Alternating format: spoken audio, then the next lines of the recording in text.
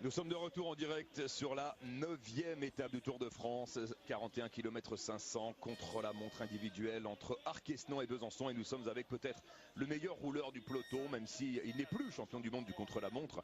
Il a perdu son titre l'an dernier à Copenhague, devancé par Tony Martin, mais Fabian Cancellara reste le plus gros rouleur du peloton. Il a gagné le prologue à Liège pour la 5e fois de sa carrière.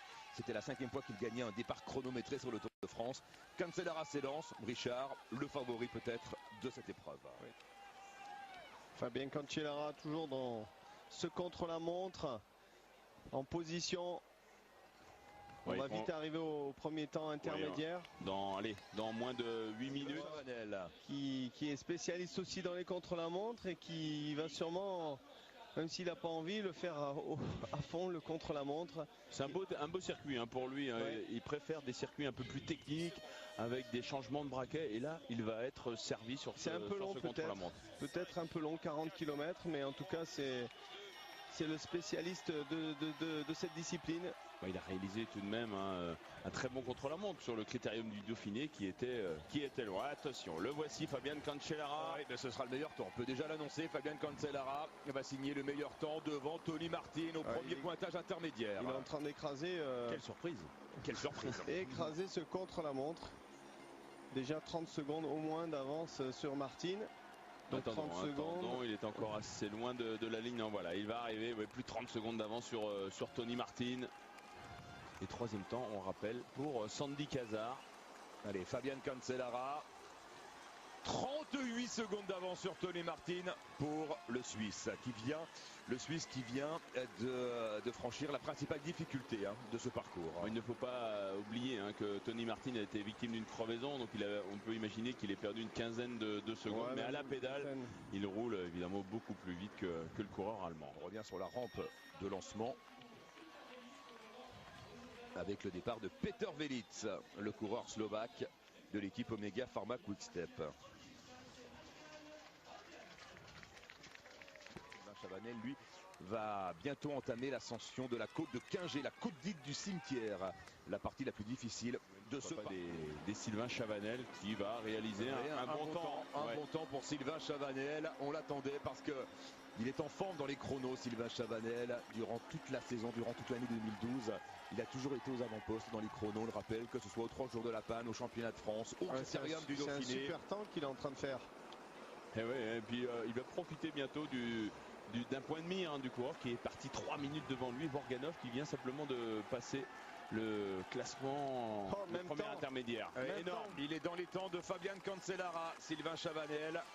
Attention, on se souvient également qu'au dernier critérium du Dauphiné, c'est lui, le champion de France de la discipline, qui avait le meilleur temps. Il devançait tous les meilleurs rouleurs. Et ensuite, dans le final, il avait perdu des secondes. Là, il est parti à peu près sur les mêmes bases, peut-être un peu trop vite. Mais c'est vrai que le début de parcours, 1 minute 30 d'avance sur la ligne, Fabian Cancellara par rapport à Tony Martin. Allez, Fabian Cancellara à l'arrivée. 1 minute 30. Il arrive encore à remettre une dent dans les 300 derniers mètres. Encore une pour finir au sprint. Allez, il sait que ça peut peut-être des fois se jouer à pas grand-chose. Il finit au sprint. Le Suisse à l'arrivée sur la ligne, ce sera 1 minute 20 en fait, et non pas 1 minute 30 d'avance. 1 minute 20 d'avance pour Fabian Cancellara, 1:19 exactement.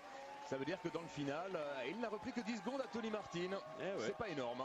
Ouais, c'est déjà pas mal. C'est déjà pas mal, mais Tony Martin, encore une fois, c'est pas celui qui a le mieux terminé. TJ Van Garderen de l'équipe BMC. Il a perdu ce week-end son maillot blanc de meilleur jeune du Tour de France. Il l'a perdu au profit de un certain Rein Karamae, l'Estonien, qui lui-même est sous la menace de Tony Galopin. Mais Van Garderen, il peut aller rechercher le maillot blanc. Sylvain Chavanel à l'arrivée, qui sera devant Tony Martin.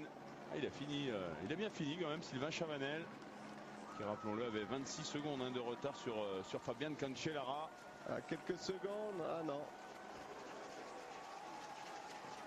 Alors sur la ligne, combien aura-t-il perdu dans la dernière partie par rapport aux Suisses, mais finira devant. Il a roulé aussi vite que Fabian Cancellara. Dans le final, il n'avait que 26 secondes. C'est vrai qu'il y a cette dernière côte où le Suisse a peut-être un peu coincé aux portes de Besançon. Retour à Arquessenon dans l'enceinte de la Saline Royale avec le départ pour ce contre-la-montre de Rain Taramae. Rain Taramae, l'Estonien qui avait fait une montée magnifique sur la planche des belles filles samedi. Malheureusement hier il a perdu du temps. Rain Taramae, il a perdu près de 2 minutes par rapport aux principaux favoris de ce Tour de France, alors que TJ Van Garderen se présente au premier pointage intermédiaire. Et il aura un très bon temps, TJ Van Garderen. Il sera peut-être meilleur Fabian Cancellara. On avait raison de se méfier, on vous en parlait en préambule. Van Garderen, c'est un garçon qui peut jouer les premiers rôles aujourd'hui. Il l'avait fait lors du prologue à Liège avec la 4e place et il est devant. 3 secondes d'avance sur Cancellara pour le jeune rouleur américain. Ah, c'est une mini surprise, hein. N'oublions pas que c'est un Américain qui, ces prochaines années, sera peut-être capable de remporter qui a terminé 3e de la Vuelta il y a 2 ans. Peter Velits à l'arrivée, qui va signer lui aussi un excellent chrono. Il sera devant Tony Martin. Il va prendre place sur le podium provisoire. Peter Velits. Le 3e temps à l'arrivée pour Peter Velits à 1 minute et 2 secondes de Cancellara. 2 et 3, les coureurs de l'équipe Quick Step Omega Pharma. La très belle perf de Peter Velits. On vient de voir l'image de Bradley Wiggins tout à l'heure. Il y avait à ses côtés Christopher Froome. Il y a Aude Paul qui nous dit bonjour. Je pense que l'ennemi n'est pas Evans pour Wiggins, mais Froome. Qu'en pensez-vous? Pourquoi pas. Chris Froome d'ailleurs qui va s'élancer maintenant. Mais on a bien compris que chez Sky, même si Froome a un rôle d'équipier, on l'a vu sur les pentes des planches des belles filles. Mais n'oublions pas qu'il avait réalisé une très belle Vuelta l'an passé, 2e de la Vuelta devant Bradley Wiggins. Donc on ne veut prendre aucun risque chez Sky. Et en cas de défaillance de Bradley Wiggins, Chris Froome deviendrait peut-être le leader de rechange. Mais pour l'instant, on a bien compris tout de même que Bradley Wiggins était bel et bien le numéro 1 dans l'équipe. C'est jouable, 500 mètres à accomplir pour TJ Van Garderen. Ça va se jouer à très peu de choses. Ah, ça va être dur quand même. Ça va se jouer à très peu de choses pour Van Garderen par rapport à Cancellara. Van Garderen qui avait découvert le Tour l'an dernier avec la formation HTC. TJ Van Garderen, allez, plus que 11 secondes pour en terminer pour le jeune américain. Ça va se jouer à la seconde, cette histoire. À quelques secondes. Van Garderen sur la ligne d'arrivée par rapport à Fabian Cancellara. Il est battu l'américain. Cancellara a roulé plus vite que Van Garderen dans le final. Ah, il est encore un peu jeune, il a du mal peut-être à gérer son effort sur une aussi longue distance. Mais quelle performance quand même du jeune américain. Cancellara reste en tête. À mon avis, Cancellara a tremblé là. Oui. Je pense que dans les 500 derniers mètres. À plus de 47 km/h, pratiquement 48 km/h sur un parcours aussi exigeant que celui qui est proposé aujourd'hui. Allez, Bradley Wiggins. C'est étonnant que Wiggins a mis un bidon. Oh là là. Alors, le temps du Britannique. C'est pas un pur styliste, hein. Ce n'est pas un Fabian Cancellara, ce n'est pas un Bradley Wiggins, mais ça reste très efficace. Il colle 23 secondes à Van Garderen.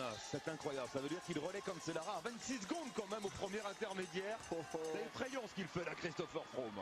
Tout en force. Ah, peut-être il va mater son leader. Après, le début de parcours, hein, avantage le Britannique originaire du Kenya.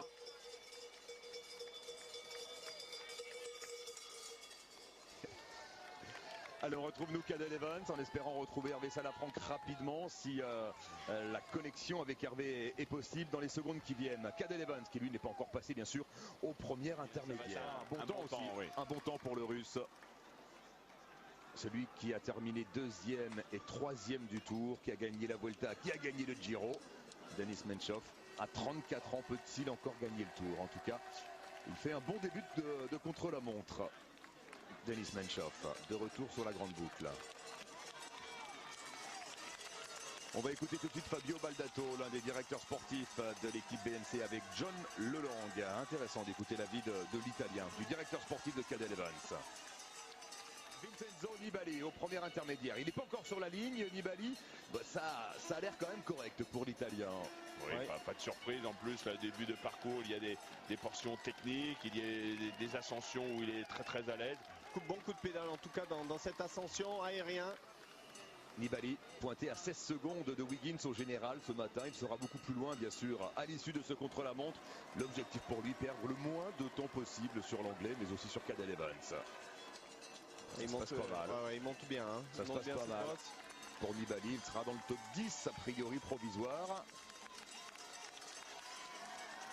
Voilà, 10e temps pour Vincenzo Nibali à 51 secondes de Christopher Froome.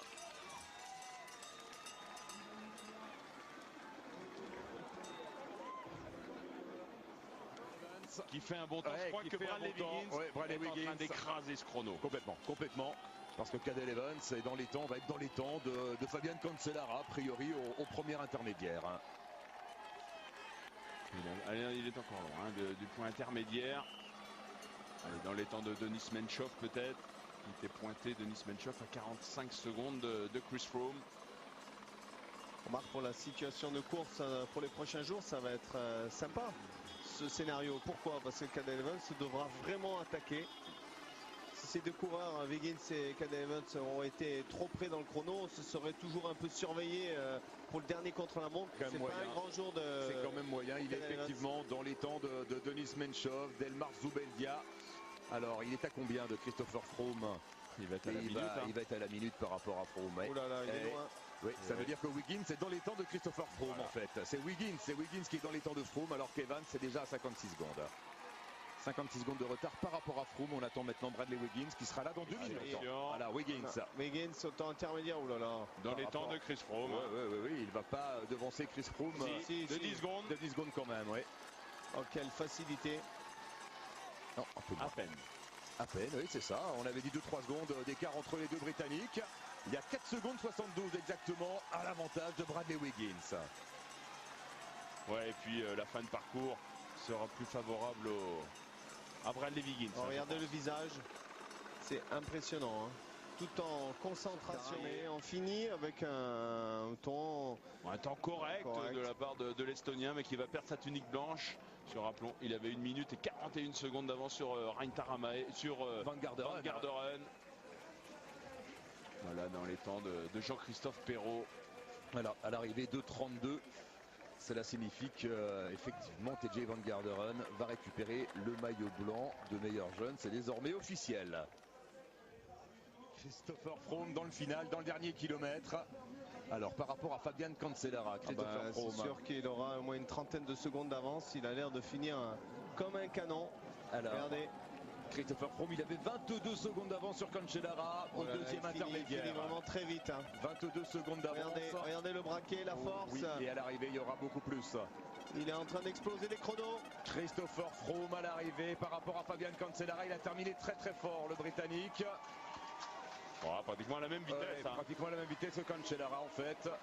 Christopher Froome, il a repris.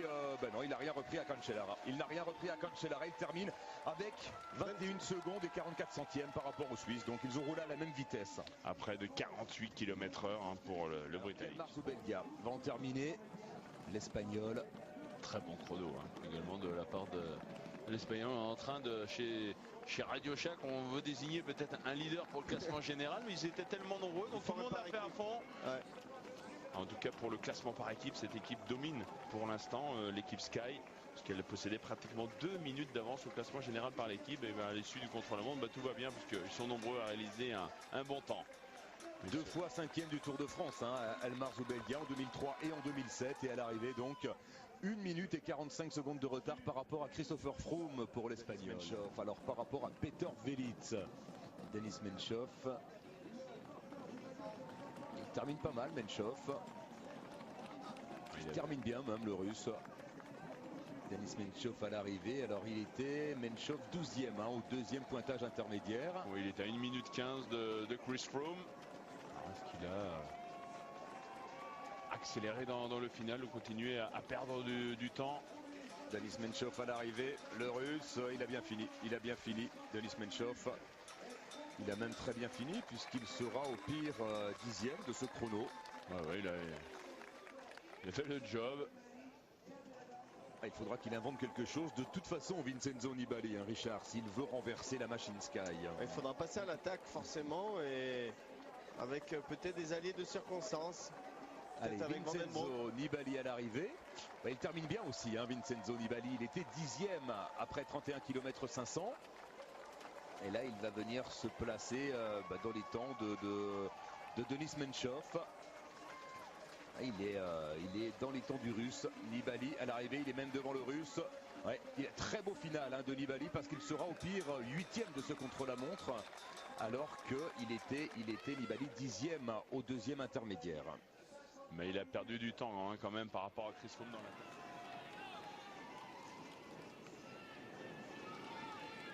Allez, Cadel Evans dans le final par rapport à Christopher Froome. Il était dans les temps de Sylvain Chavanel. Il possédait une quinzaine de secondes de retard sur le champion de France. Il a, semble-t-il, fini assez fort. Ouais, mais il a perdu, non, il a encore au moins Ouais, Christopher il a Froome. perdu encore une dizaine de secondes. Christopher Froome a terminé en 51,59. Cadel Evans qui se bat pour préserver sa deuxième place au général. Il va y parvenir, Cadel Evans. Ouais. Oui, il concède une 0,7 à Froome. Il reste deuxième du général. Cadel Evans, il sera pris en tenaille entre les deux coureurs de l'équipe Sky. Ouais, il a fini fort, Cadel Evans. C'est vrai qu'il a perdu 7 minutes pratiquement dans les 15 premiers kilomètres. Ah, il le sait qu'il est en train d'écraser le tour. Alors Bradley Wiggins, il avait 16 secondes d'avance sur Froome après 31 km 500. Il n'a fait qu'accroître. Ouais, il n'a fait qu'accroître son avance, Bradley il finit Wiggins. très fort. Il a terminé fort, Bradley Wiggins. Et à l'arrivée, il y aura au moins 30 secondes par rapport à Christopher Froome. Tout en puissance. Bradley Wiggins à l'arrivée. Il y aura même un peu plus que 30 secondes d'avance pour le Britannique. 35 secondes exactement. Victoire de Bradley Wiggins ici à Besançon. Deuxième place pour Christopher Froome à 35 secondes. Cancellara est troisième à 57 secondes. Van Garderen quatrième à 1,06. Sylvain Chavanel cinquième à 1,24. Et Cadel Evans qui prend la sixième place et qui concède 1 minute 43 secondes à Bradley Wiggins. En général, eh bien pas de changement. On retrouve toujours en tête Bradley Wiggins devant Cadel Evans. La nouveauté, c'est Christopher Froome, le Britannique, qui apparaît à la troisième place de ce classement général. Ça, c'est le classement de l'étape et on salue la belle cinquième place de Sylvain Chavanel comme le général provisoire avec Bradley Wiggins qui relaie Cadel Evans à un peu moins de 2 minutes, 1 minute 53. Et Christopher Froome donc désormais qui apparaît au troisième rang juste devant Vincenzo Nibali.